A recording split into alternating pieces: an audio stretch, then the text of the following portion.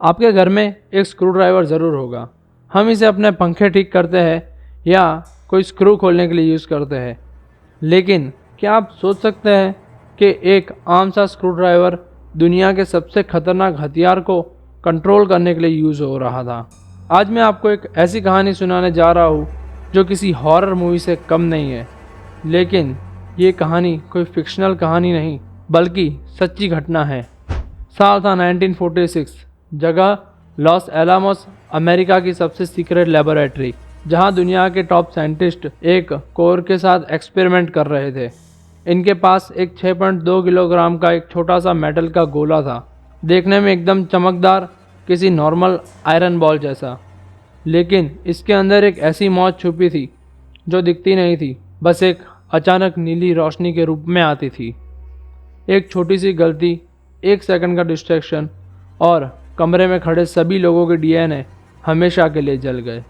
इस मेटल के गोले को नाम दिया गया था द डीमन कोर। क्यों एक टॉप साइंटिस्ट ने इसके साथ खेलने की गलती की और उस एक सेकंड बाद उनके शरीर के साथ क्या हुआ, चलिए समझते हैं। कहानी को समझने के लिए पहले ये जानना ज़रूरी है आखिर ये डीमन कोर था क्या। असल में ये प्लूटोनियम और गैलियम से बना एक कोर था। इसे जापान पर गिराने के लिए तीसरे एटम बॉम्ब के अंदर फिट होना था, लेकिन उससे पहले ही जापान ने सरेंडर कर दिया और वर्ल्ड वॉर 2 ख़त्म हो गई। अब बॉम्ब गिराने की ज़रूरत नहीं थी, तो इस कोर को वापस लैब में रख दिया गया। लेकिन साइंटिस्ट की क्यूरियोसिटी कहाँ शांत होने वाली थी। उन्होंने सोचा क्यों ना इसके साथ एक्सपेरिमेंट किए जाए। यहाँ एक छोटी सी साइंस समझते हैं। प्लूटोनियम कोर अपने आप में नहीं फटता, उसके अंदर से इनविजिबल पार्टिकल्स निकलते रहते हैं। लेकिन अगर आप उस कोर को किसी चीज़ से कवर कर दे तो वो न्यूट्रॉन्स वापस कोर के अंदर टकराने लगते हैं और एक पॉइंट आता है जिसे कहते हैं सुपर क्रिटिकलिटी, यानी वो पॉइंट जहाँ चेन रिएक्शन शुरू हो जाती है और बॉम्ब फटने की कगार पर आ जाता है। साइंटिस्ट इसी लिमिट को टेस्ट कर रहे थे। वो कोर को कवर करते, लिमिट तक ले जाते और फटने से ठीक एक सेकंड पहले कवर हटा देते। फेमस साइंटिस्ट रिचर्ड फेमैन ने इन लोगों को वार्निंग दी थी। उन्होंने कहा था, तुम लोग एक सोते हुए ड्रैगन की पूंछ के साथ खेल रहे हो, टिकलिंग द ड्रैगन टेल। जिस दिन ड्रैगन जाग गया कोई नहीं बचेगा। और फेमैन की ये बात बहुत जल्द सच होने वाली थी। अगस्त 1945, रात का वक्त था। हैरी डैगलियन नाम का एक 24 साल का जवान साइंटिस्ट लैब में अकेला काम कर रहा था, जो कि रूल्स के खिलाफ था। उसके सामने वही डायमंड कोर रखा था। हैरी एक एक्सपेरिमेंट कर रहा था। वो कोर के चारों तरफ भारी टंगस्टन कार्बाइड की ईंटें रख रहा था। हर ईंट रखने के साथ न्यूट्रॉन्स वापस कोर में जा रहे थे और रेडिएशन बढ़ रही थी। जैसे ही उसने आखिरी ईंट रखी, उसका हाथ फिसल गया। ईंट सीधा कोर के ऊपर जा गिरी और अचानक कमरे में एक अंधा कर देने वाली नीली रोशनी चमकी। कोर सुपर क्रिटिकल हो गया था। उसने मौत की रेडिएशन रिलीज करनी शुरू कर दी थी। हैरी ने घबराकर तुरंत उस ईंट को हटाया।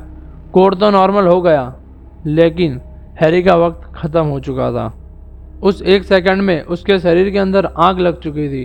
कुछ ही घंटों में उसके हाथ सूज गए, उसकी स्किन पर बड़े बड़े छाले पड़ गए। 25 दिन तक हैरी एक ऐसी घुटन और दर्द में तड़पता रहा जिसका हम अंदाज़ा भी नहीं लगा सकते, और 25वें दिन उसकी मौत हो गई। ये पहली बार था जब डीमन कोर ने किसी की जान ली थी। सबको लगा अब सब डर जाएंगे और रूल्स सख्त हो जाएंगे, लेकिन इंसान का ईगो। करीब 7 महीने बाद मई 1946, ल्यूइस स्लॉटिन, ये आदमी उस वक्त अमेरिका का सबसे बड़ा प्लूटोनियम एक्सपर्ट था। उसने खुद पहले एटम बॉम्ब का कोर असेंबल किया था। स्लॉटिन बहुत कॉन्फिडेंट था, बहुत ही ज़्यादा कॉन्फिडेंट। वो हमेशा ब्लू जीन्स और काउबॉय बूट्स पहनकर लैब आता था। उसकी एक ट्रिक थी जिसे देखकर बाकी साइंटिस्ट की सांसें रुक जाती थी। स्लॉटिन क्या करता था, वो डायमंड कोर को बेरिलियम के आधे गोले से ढकता था। रूल्स कहते थे कि दोनों के बीच में लकड़ी के ब्लॉक्स लगने चाहिए ताकि ये आपस में ना चिपके, लेकिन स्लॉटिन को जल्दी होती थी। वो लकड़ी के ब्लॉक्स नहीं लगाता था, वो सिर्फ एक आम स्क्रू ड्राइवर फंसा देता था। सोचिए, दुनिया का सबसे पावरफुल न्यूक्लियर कोर और उसको फटने से रोकने के लिए सिर्फ एक पेचकस की नोक। 21 मई 1946 कमरे में स्लॉटिन के अलावा 7 और लोग खड़े थे। स्लॉटिन अपनी वही पेचकस वाले ट्रिक सबको दिखा रहा था। उसका हाथ धीरे धीरे पेचकस से हटने लगा। गाइगर काउंटर की आवाज़ तेज़ हो रही थी और तभी पेचकस फिसल गया। ऊपर का बेरिलियम का कवर सीधा कोर पर गिरकर बंद हो गया। System lock, super criticality reached. एक जोर का क्लिक सुनाई दिया और अगले ही माइक्रोसेकंड में कमरा एक भयानक, रूह कांपने वाली नीली रोशनी से भर गया, जो था शैनकॉव रेडिएशन। लोगों को अपने मुंह में एक अजीब सा खट्टा टेस्ट फील हुआ। उनकी स्किन पर ऐसी गर्मी लगी जैसे कि किसी ने आग की भट्टी खोल दी हो। स्लॉटिन को पता चल गया था कि उसने क्या किया है। उसे बिना कुछ सोचे तुरंत अपने हाथ आगे बढ़ाए और उस ऊपर वाले कवर को उखाड़कर ज़मीन पर फेंक दिया। रिएक्शन रुक गया, लेकिन उस आखिरी आधे सेकंड में स्लॉटिन ने मौत को गले लगा लिया था। स्लॉटिन ने मुड़कर अपने दोस्तों से कहा, वेल दैट डज इट। उसे पता था वो बचने वाला नहीं है।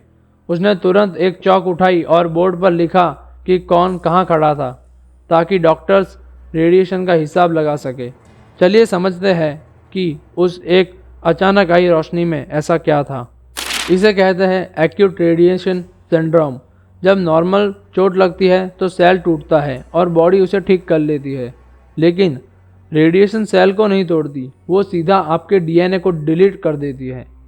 जब डीएनए डिस्ट्रॉय हो जाता है तो आपके शरीर के ब्लूप्रिंट ही ख़त्म हो जाती है। आपकी बॉडी भूल जाती है कि नए ब्लड सेल्स कैसे बनाने हैं, नई स्किन कैसे बनानी है। कुछ देर के लिए इंसान बिल्कुल ठीक लगता है। इसे वॉकिंग घोस्ट फेज कहते हैं। इंसान जिंदा तो है पर उसकी मौत तय हो चुकी है।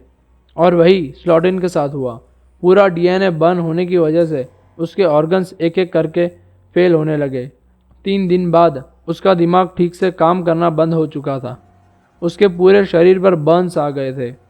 दोस्तों, उस दर्द की कल्पना करना भी इम्पॉसिबल है। ठीक 9 दिन बाद लुइस स्लॉटिन की हार्ट अटैक से मौत हो गई।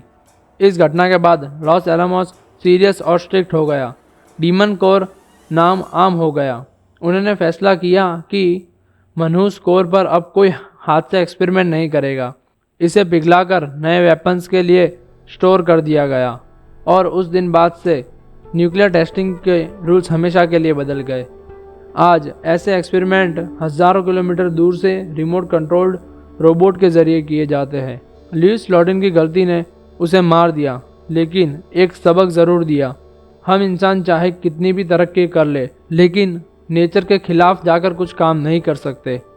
और गाइज, ऐसे ही आज की दुनिया में भी हो रहा है। बहुत इंडस्ट्रीज़, बहुत लोग नेचर के खिलाफ जा रहे हैं। खैर, उसके बारे में कोई और वीडियो में बात करेंगे। अगर उस चीज़ के ऊपर आपको डिटेल्ड डीप डाइव वीडियो चाहिए तो आप कमेंट करके बता सकते हैं। हम मिलेंगे ऐसे ही एक और डीप डाइव वीडियो में। तब तक के लिए बाय।